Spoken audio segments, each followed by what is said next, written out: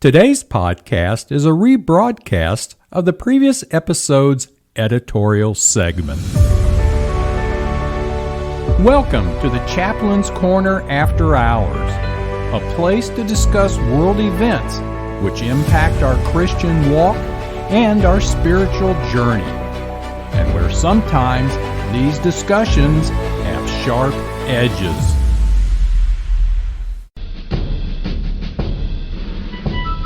And now for our editorial segment, let's head down into the chaplain's secret secure bunker, hidden deep below the rolling hills of northwest Alabama. Are all doors secure? Yes, sir, and perimeter security is activated. And welcome to our editorial segment. It's perfectly safe to be here today because we have both Eddie the guard dog and Dixie the guard cat on duty. The World Health Organization lead story we talked about is a chilling one, especially in light of all the corruption we experienced in the manufactured COVID-19 pandemic of a few short years ago. Ultimately, what the World Health Organization is seeking is to install a globally coordinated government function which is all about subverting our sovereign and constitutional rights along the line of what we see in the European Union government. And this type of subversion in the medical field is not the only story of this sort. Let me give you a quick recap of a story from Houston. Texas Children's Hospital, the largest such hospital in the country, has been a leader in providing transgender hormones to minors. After the Texas Attorney General deemed this child abuse, and after the Texas legislature passed a bill banning this procedure, the Children's Hospital promised to stop the practice. A medical resident at the hospital, Ephraim, provided evidence to authorities the hospital in fact did not stop the procedures after the Texas AG's ruling. Did someone investigate the hospital? Oh no. The result is federal agents showed up at Dr. Haim's house as part of an investigation into him, not the hospital. Neither the Federal Department of Justice nor Children's Hospital would comment on the investigation. Dr. Haim finished his residency in Houston and is now a general surgeon in Dallas. Looking back on the investigation of him, Dr. Haim remarked, and I quote, "You go to medical school to protect patients from disease. You never imagine that you would protect patients from the hospital," unquote. Ironic words indeed. So what's going on here? Why do we see the relentless push in the medical field to elevate ideology over common sense medical care? Why do we see a globalization of ideology promoted by the elitist few, be it in the health field or in any other arena of government? Why do powerful elitists believe they are called to tell the rest of us how to live our lives? Well, way back in the 1990s, talk show radio host Rush Limbaugh proposed that every liberal, progressive, and leftist issue was fundamentally about control. Be it climate change, food, water, automobile gas mileage, you name it. The underlying dynamic was a perverse need for control. When I first heard that proposition, it seemed to make perfect sense. And so it is a Rushbo saying that I have used thousands of times in talking about all the contentious political issues we've dealt with for the last 30 plus years. More recently, I've come to realize that although Rush was correct in his analysis as far as it went, it really isn't the final answer. Or to say it differently, control is not the final objective of the elitists. It is just the process for getting to the final objective. So, the $640,000 question is, what is the final objective? Now, some of you may be thinking, that I said that wrong. Oh, Chaplain Warren, it's not the $640,000 question. It is the $64,000 question. Well, you are technically correct. I was just adjusting for inflation. You know, Bidenomics. The answer to what may be the underlying objective, which I've spent some time thinking about, comes from two unrelated books, one by an Anglican theologian and the other by a world-renowned economist. That almost sounds like the beginning of a really bad joke. You know, an Anglican theologian and an economist walked into a bar one day, but it's not a joke. The economist is Thomas Sowell, whom you've surely heard of. In a recent book called Social Justice Fallacies, he talks about a concept called consequential knowledge. Consequential knowledge is the knowledge that people like us use in everyday situations for making decisions in their lives that have tangible consequences for them. An example of a consequential knowledge decision is one to purchase a minivan instead of a compact car because I happen to have a wife and 5 children, which rules out owning the thriftier compact car. Now, another type of knowledge is what we can call academic knowledge. Knowledge which deals with overarching systems and is used to make decisions about those systems, which results in no tangible consequences to the decision maker, unlike consequential knowledge. An example of academic knowledge would be automotive engineering, for example, where we can determine that lighter, more aerodynamic automobiles will get better gas mileage.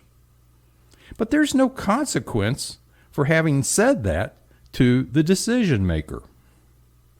The conflict between these two types of knowledge, consequential and academic, comes where powerful elitists think they really have consequential knowledge and are willing to go to any lengths to force others to comply with their determinations, up to and including using the police power of the state to enforce their knowledgeable dictates.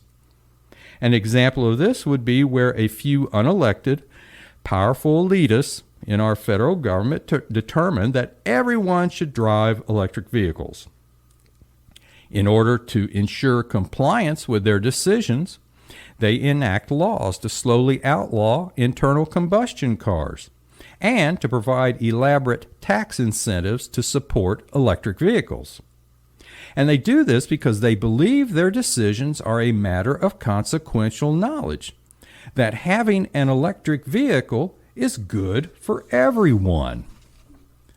In reality, they do not have such consequential knowledge, and the everyday folks who drive to work, who want to take a family of 7 on a vacation, cannot possibly do so in the small aerodynamic electric vehicle that only goes 200 miles between charges, and by the way, can only seat 4 people and has virtually no room for luggage.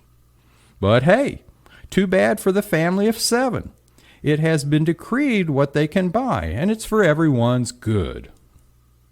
Now, where have we encountered other such abuses of consequential and academic knowledge over the years?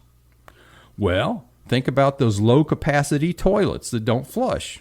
They're supposed to save water. And shower heads that spit a trickle of water out, also to save water. And what about expensive LED light bulbs, designed to save electricity and the planet at any cost? And what about your clothes washing machines that don't wash very well because they don't hardly use any water? And that's to save water, but you got to rewash the clothes about a half dozen times to get them clean. And hey, what about those refrigerators that don't last very long because they're designed to save electricity? And then there's the exotic and very expensive central HVAC units that are on the market now. Very expensive to repair, but they do save electricity. And then there's the more expensive Green Guard building materials to improve indoor air quality, to improve the quality of life.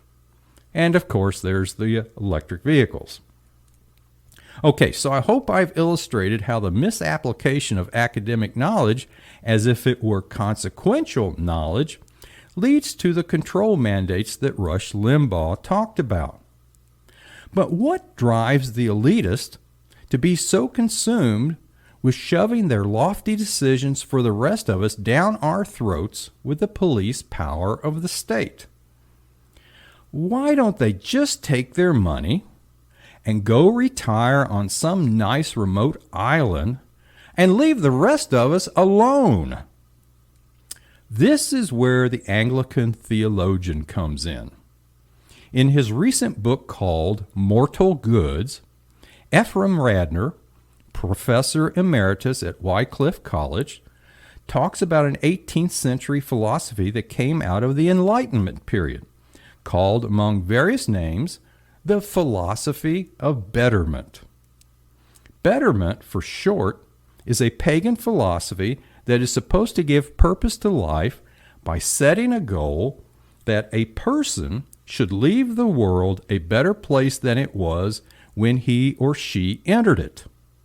It was one of the highlights of the Enlightenment period because it provided rationalization for the acquisition of knowledge, wealth, and power that exploded during the Enlightenment. Betterment was a tremendous achievement needed to solve a most pressing problem. And that problem is all human beings need to have a purpose in their lives. Christians have their purpose in the worship of God and the following of Jesus Christ. We use our knowledge, abilities, energy, and wealth to support God's kingdom here on earth. Pagans, before the Enlightenment, apparently had no similar altruistic purpose to animate and focus their energies.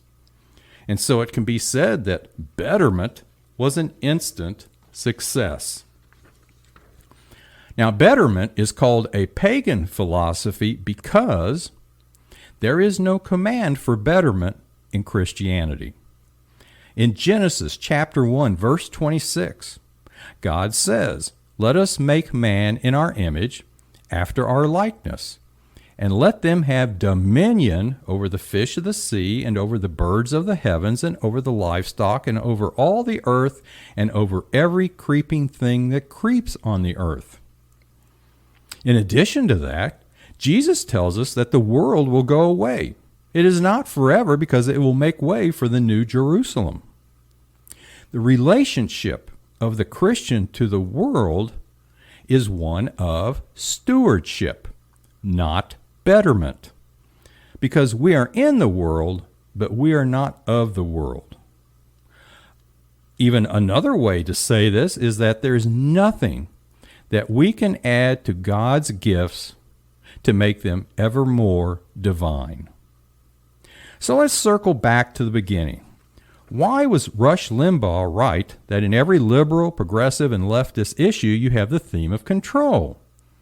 Because control was and is the process used to obtain compliance with the elitist misuse of academic knowledge as consequential knowledge. And why was the elitist driven to have all of us comply on the threat of death? Because the philosophy of betterment finally gave justification and purpose to his life, and he was and is compelled to live into his purpose. So one final example here to try and wrap all this together into some kind of a coherent whole, I hope.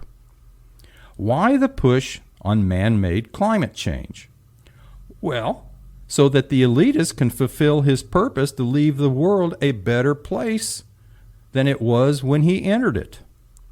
And so why the push on electric vehicles? Because the elitist believes they are more friendly to the earth, so everyone needs to do their part.